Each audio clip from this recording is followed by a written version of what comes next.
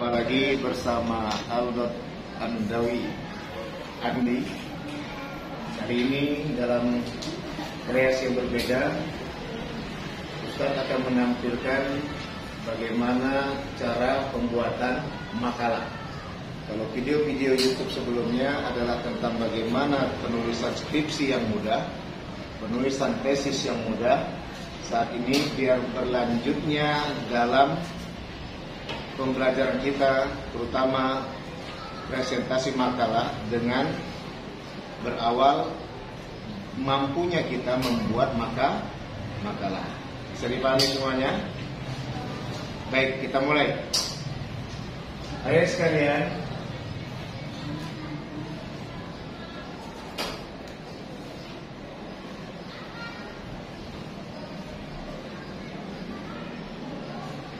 di dalam pembuatan makalah ada beberapa hal yang harus kita pelajari. Namun sebelumnya Ustaz akan menjelaskan pemudahan. Pembuatan makalah itu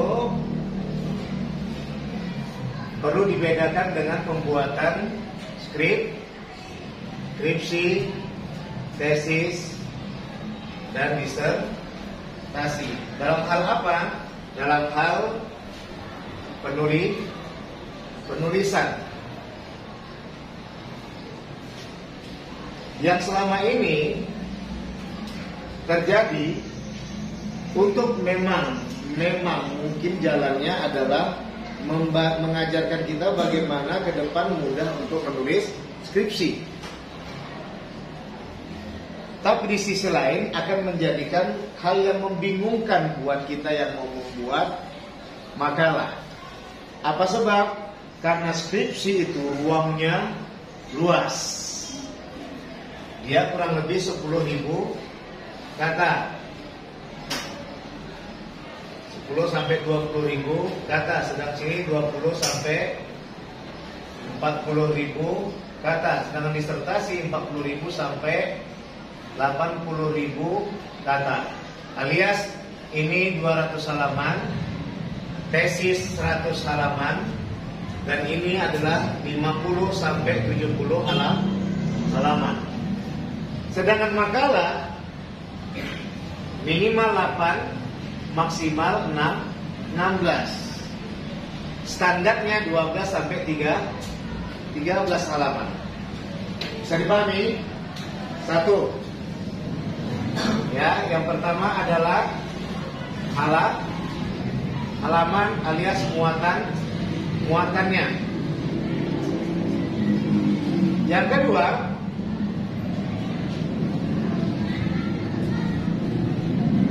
kefokusannya. Tentang judul.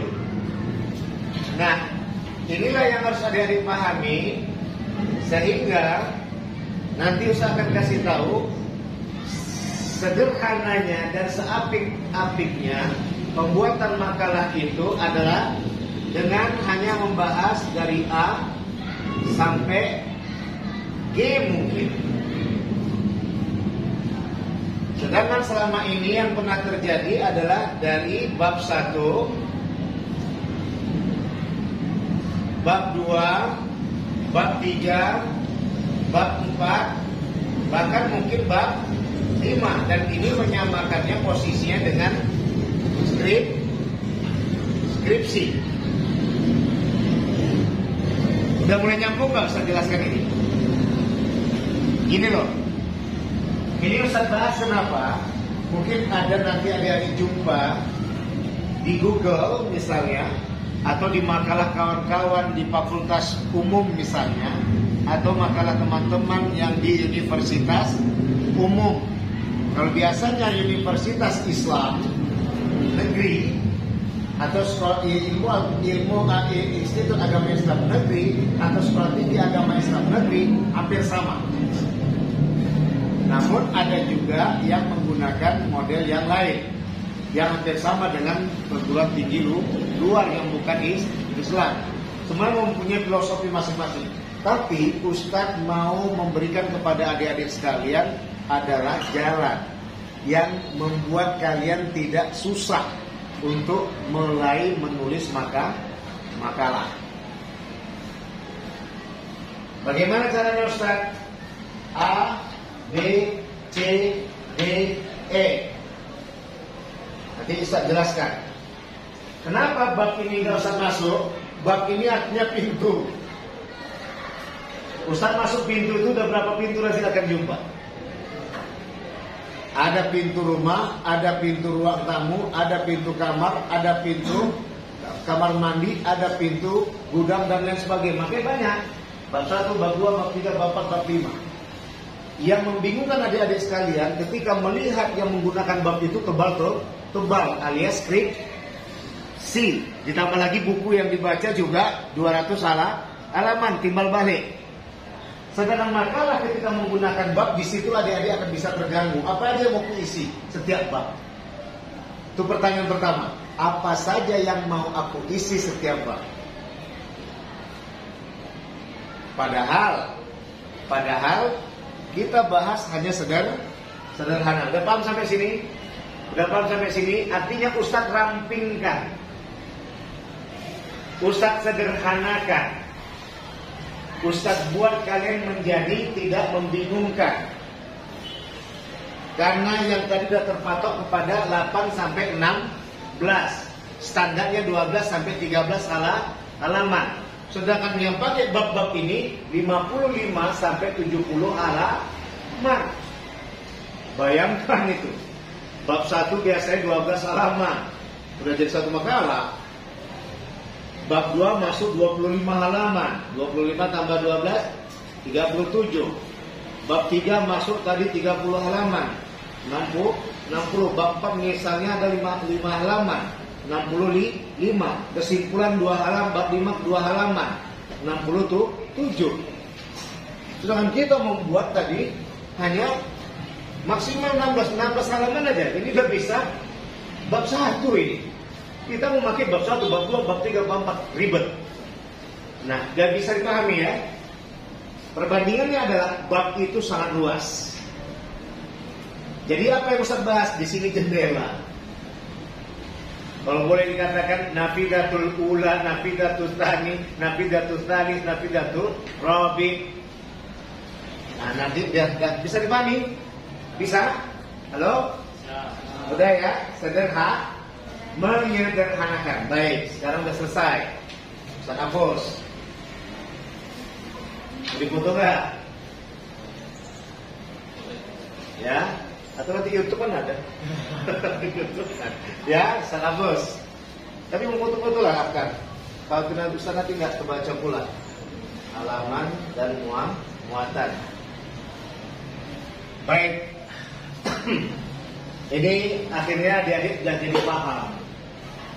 Nggak ngeraba lagi. Loh, Ustaz kok bisa dari semester 1 kalian bahas? Iya, kalian kan nggak pernah lepas dari makalah, betul tidak? Dari makalah inilah yang membuat adik-adik itu menjadi mengenal jati diri.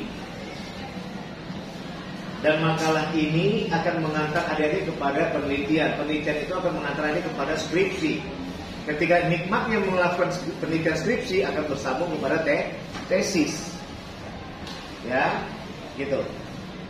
Bisa diintip after berapa menit udah dari belakang. Misalkan nanti mengintip nggak mungkin. Baik ya. Yang kedua. Oke. Baik. Sekarang masuk yang kedua, langsung pembuatan makalah. Jadi adik-adik sekarang nggak lagi berpatokan kepada bab. Bisa paham ya? Tidak lagi patokan kepada bab. Jadi kalau tanya orang, kenapa kalian nggak menggunakan bab? Kami mau yang sederhana. Hakikat dari penulisan makalah adalah menjawab permasalahan atau menyelesaikan permasalahan atau menjawab pertanyaan. Apa dari judul kedua? Contoh. Atau kita ambil yang judul pertama dulu. Al-Quran. Orang bertanya, Al-Quran itu apa? Apa itu Al-Quran? Kapan turunnya Al-Quran? Untuk apa Al-Quran? Pada siapa Al-Quran diturunkan? Dan siapa yang akan menyebarkan Al-Quran? Itu adalah permasalahan yang harus diselesaikan atau pertanyaan yang harus dijawab. Bisa paham? Oke, sekarang kita masuk. Taruhlah sekarang judulnya adalah Al-Quran. Ini setiap judul itu nanti tulisnya besar. Al-Quran dan tujuannya.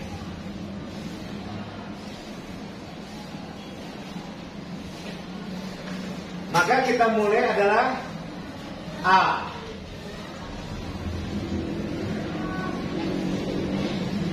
A di sini dimulai dengan pendahuluan. Pendahuluan. Kalau di bab apa namanya? Latar belakang masalah. Kalau di sini yang kita sederhana, langsung pendahuluan. Pendahuluan adalah sepupunya latar belakang masalah. Karena si latar belakang masalah untuk skup besar dengan volume 10.000 kata sampai 20.000 kalau skripsi, alias kurang lebih 55 sampai 70 halaman. Pendahuluan ini apa aja Ustaz isinya? Baik, Ustaz langsung ajarkan kalian bagaimana cara penulisan yang rapi. Alinea 1, 2, 3, 4, 5. Itu ada ketukan. Ketukan pertama itu adalah 3, ketukan kedua adalah 2, 6, 7, ketukan ketiga adalah 7, 8, 9, ketukan keempat adalah 9. 3, 5, 7, 9. Ustaz suka ngambil yang 7. Kenapa? Ini jadi imam. Ini nanti kerapian. Ada yang ngambil dari sini, ada yang ngambil dari sini. Yang ngambil dari sini biasanya nggak pede, dia nggak banyak bahan yang dimasukkannya, alias dia cepat 12 halaman. Jurus cepat dapat halaman tebal. Tapi bahayanya ketika masuk bagian C, rupanya banyak mau diketik, membludak dari 24 halaman. Makanya yakinlah nanti kalau adik-adik udah mulai masuk ke bagian B, bagian C itu akan terbuka, ada aja yang mau diketik. Paham? Jadi bagaimana standarnya Ustaz? Kalau nggak 5, 7. Ustaz suka nyarankan 7. Ambil dari sini.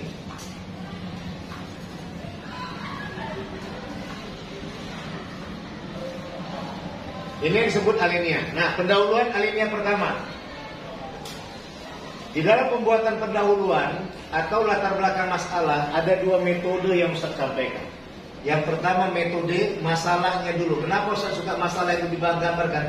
Ini akan memanggil orang untuk tertarik dengan makalah kita. Tak salah lah Ustaz bawa sapu tangan, bakar ingat. Ya, nggak apa-apa teman-teman YouTuber, sekedar seni dalam menjelaskan. Baik. Di sini kita ambil dari ketukan ke-7. Nah, apa aja dalam isi latar belakang dalam isi pendahuluan ini? Ada 2 metode Ustaz. Yang pertama adalah masalah. Yang kedua adalah teori.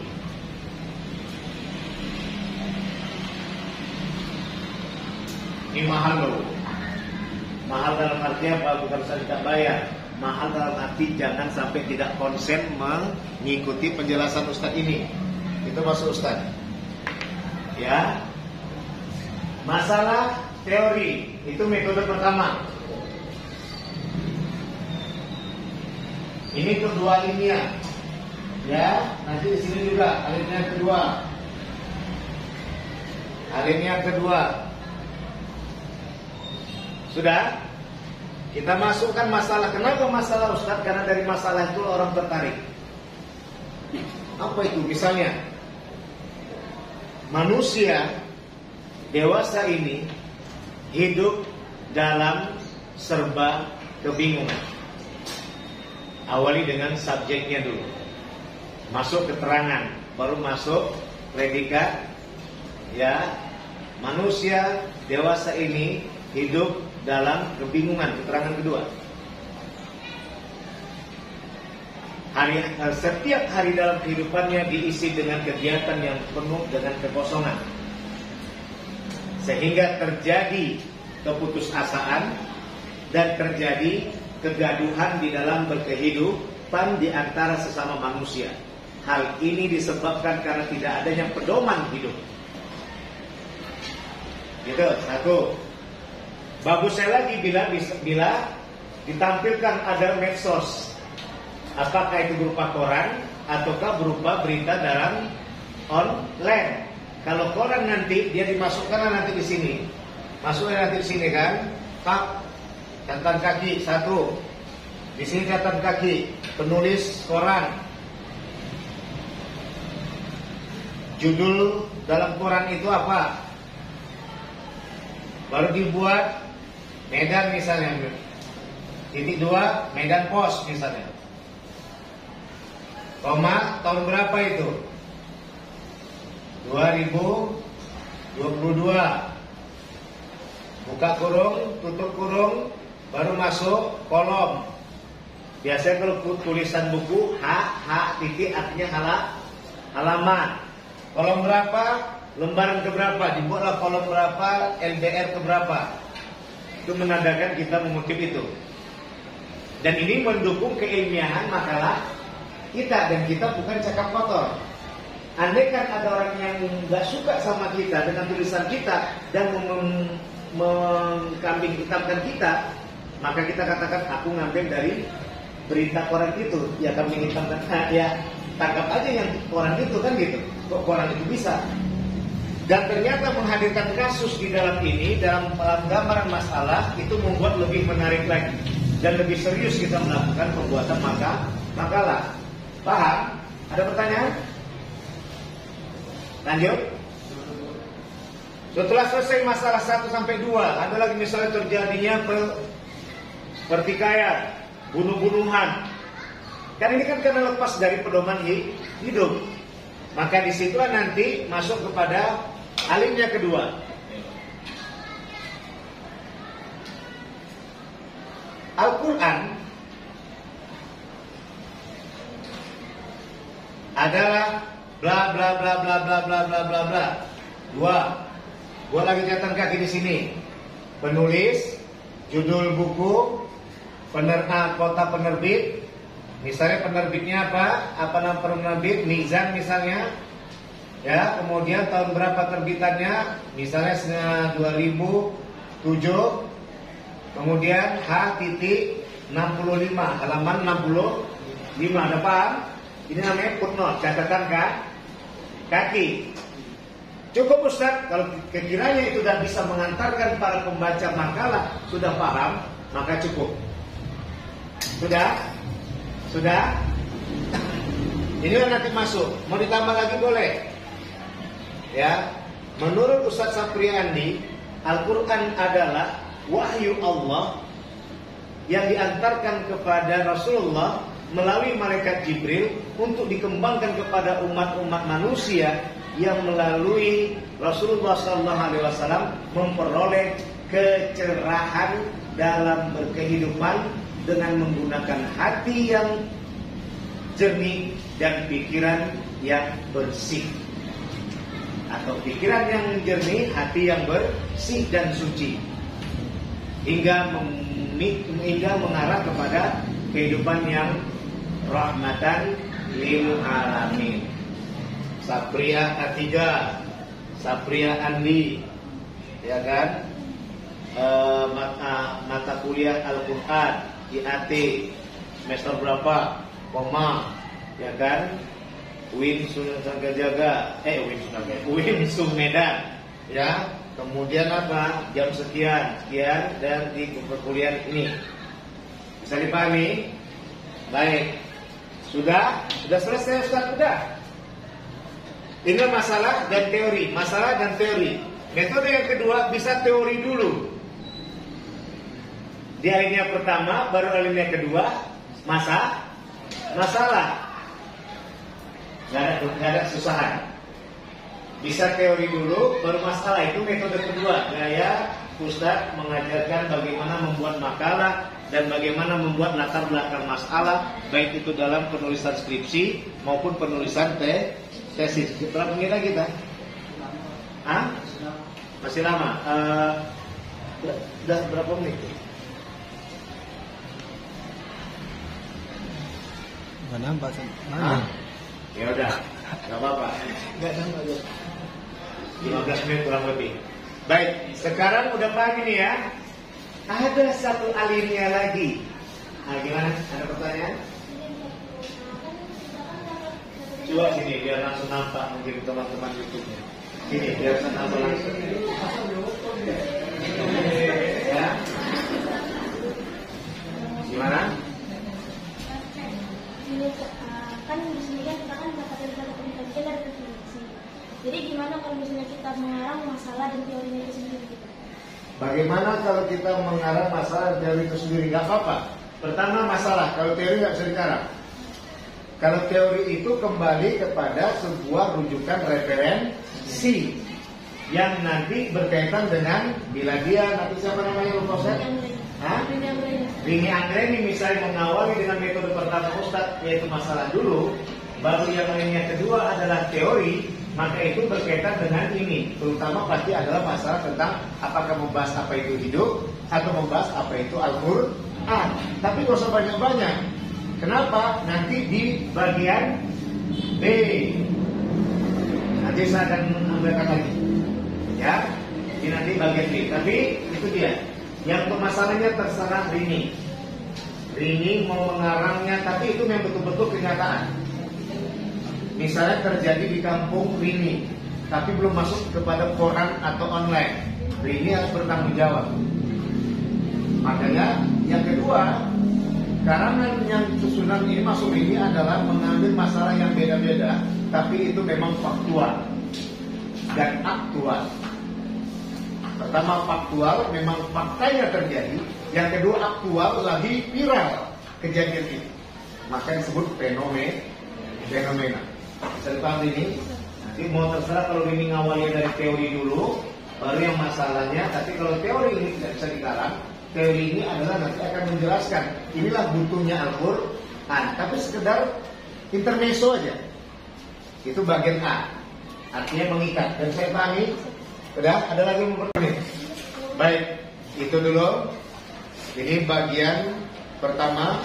Insya Allah nanti kita akan lanjutkan berikutnya dalam video bagian kedua. Baik.